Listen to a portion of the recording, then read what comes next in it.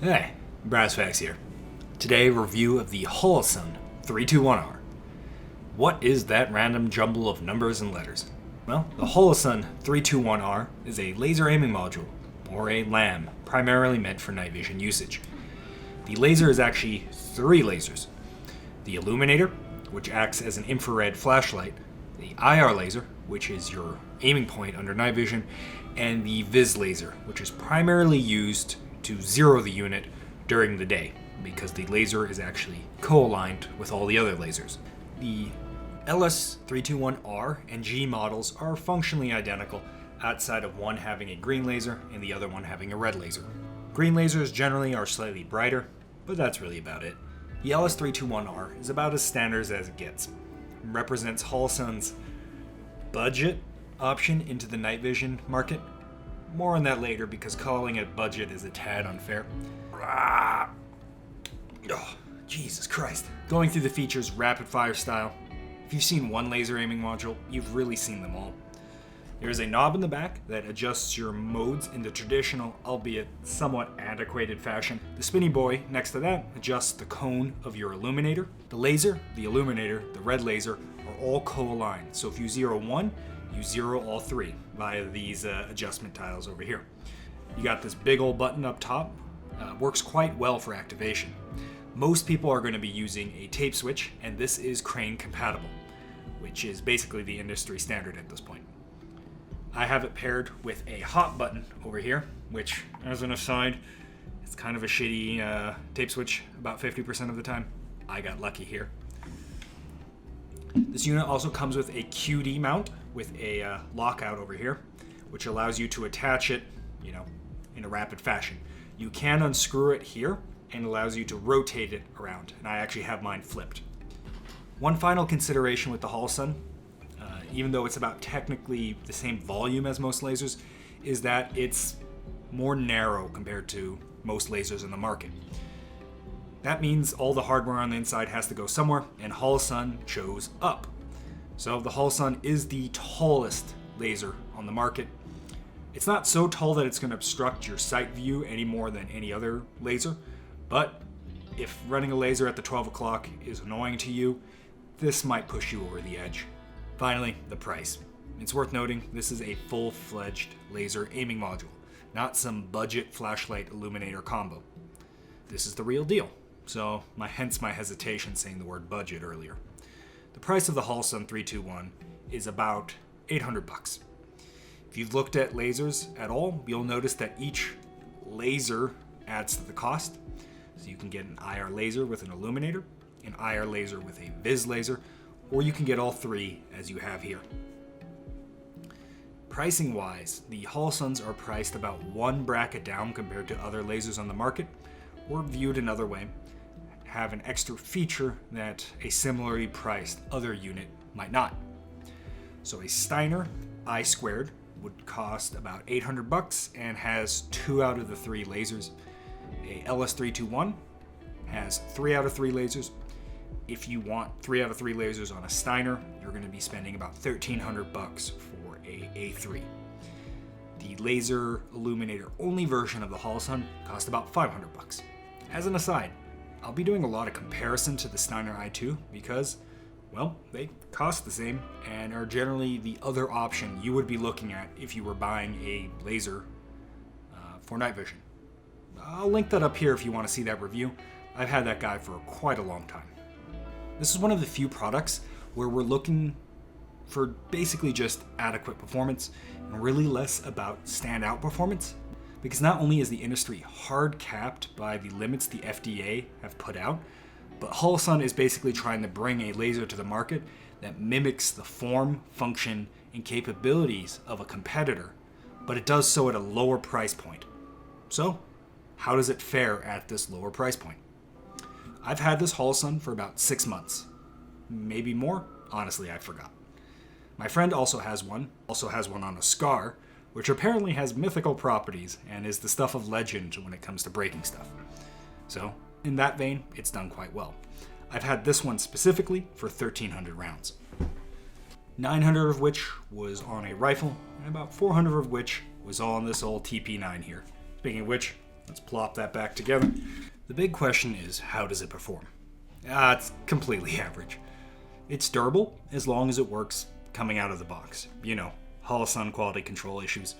However, it's worth noting that Steiner also has some serious quality control issues recently, so I'm not really sure if you could even view this as a downside. Comparing some of my older footage, this is another video I'll link up here, performance-wise, you can see the Holosun is completely fucking average, because all units are just hard-capped by the FDA. The Steiner I2, the A3, the Holosun, and sort of the ATIPAL all perform roughly the same. Well, somehow the ATIPAL performs worse, I'm not really sure how. Note in this footage, the I2 had a rechargeable battery in it, and yeah, it was cold. And you know how it is. It's tough to get it going when it's cold. Happens to everyone. So it's about on par with all civilian lasers you can buy that aren't $3,000, or is from Russia, or is completely mystery meat from eBay that has a 50-50 shot of burning close to $1,500 Dogecoin style. Kinda speaks to the sad state of the IR laser market presently. There are some nifty features that brings this guy above the competition compared to something like the i2, which is the main competitor you'll be looking at.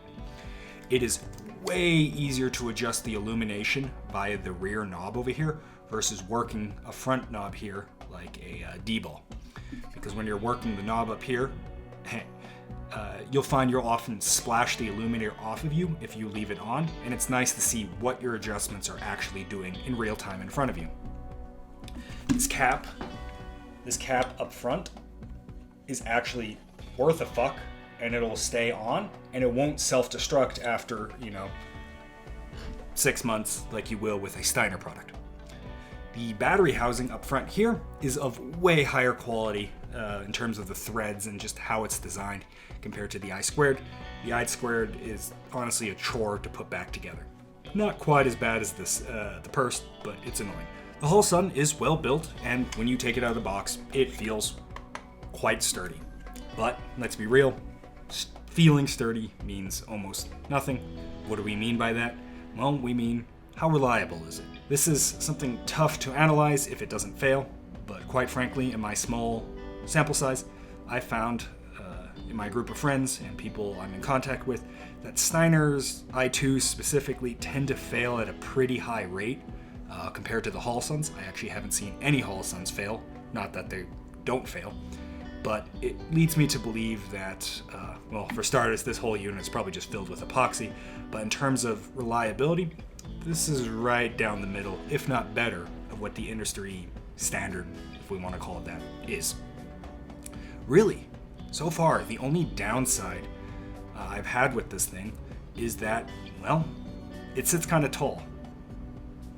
And that's really about it. Before getting fully rolling in opinion, I kind of want to do a small detour.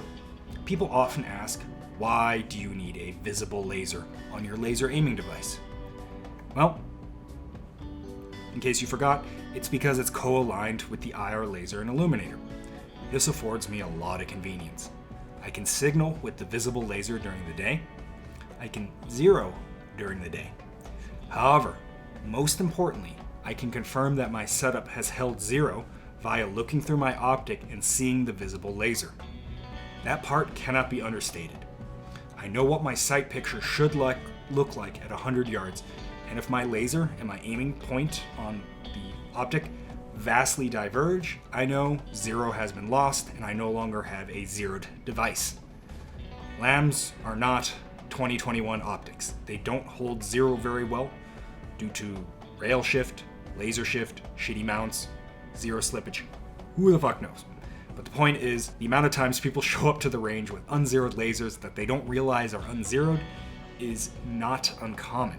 Having a Viz laser gives me the ability in an administrative capacity before rolling out to training or whatever the fuck boogaloo thing I want to do, lets me check if my system is zeroed.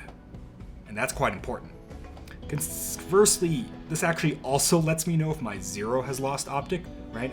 I wouldn't be able to tell the difference in the moment, but the laser allows you to know if your gun is still zeroed because you have two objects that you can compare to each other, the optic and the LAM. Okay, time for opinion. I'm gonna say it, but I think the LS321 laser is potentially the best starting point for someone getting into night vision. It's priced well enough that it's basically superior to any flashlight-based illuminator system, like a paired Perst 4 with a Surefire Vampire, which has come up a lot in cost now that the Perst 4 is basically $500 with a 6-month wait time. And unlike the mantra of buy once, cry once, you're not getting a half-assed product here. You're getting a full-fledged laser aiming module. So you can continue using this for your entire night vision career, and it will perform on par with most lasers in this price range. However, should you ever decide to upgrade, and let's just say you go for a D2 from Steiner for its big boy illuminator, a salty full power laser from a PFC that is behind on its Camaro payments and threw it up on eBay, or maybe a MAL, right? You go all in. But here's the thing. If you're buying any of these, you probably have other guns. Actually, I most certainly bet you do have other guns. And those guns also need lasers.